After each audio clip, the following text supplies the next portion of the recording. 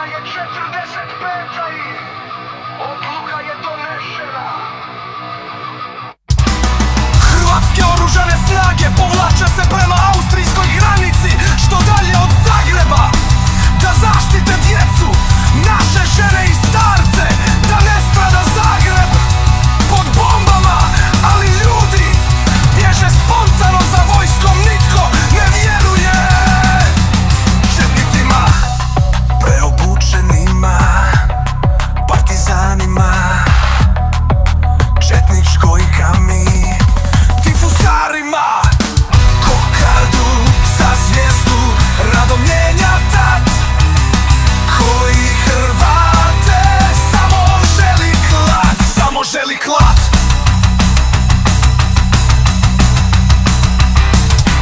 Pola miliona ljudi korača do Bleiburga, nada im je u Britance bila prevelika. Lord Adlington i ministar Macmillan izručiše već razoružanu vojsku i civile partizanima, a onda nastade klanje nakon rata završenoga.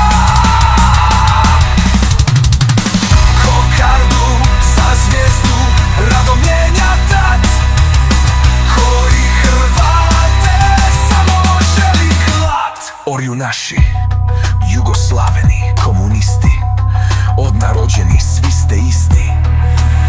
Gamadi neljudska, oni koji nose kapu sa 3 roga i ne vjeruju u Boga, koji su klali fratre i silovali časne sestre, dobiše svoj čas da pokolju Hrvate, potom za izmišljene zločine optuže nas. Monstrumi Tita, krvavog bravara,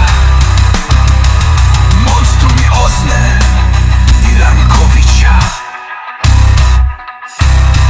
Kokardu za zvijezdu rado mijenja tat, koji Hrvate samo želi klat.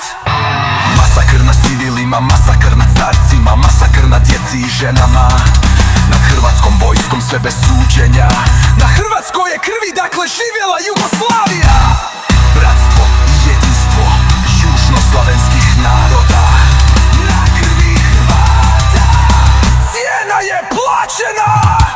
S krulicom u ruci Hrvat kreće putem križnih puteva, da napuni premnoge jame, od Drugograda do Prilepa. Kako djeca mogu biti ratni zločinci, nitko nije stavljen pred sud, zašto im se nije sudilo?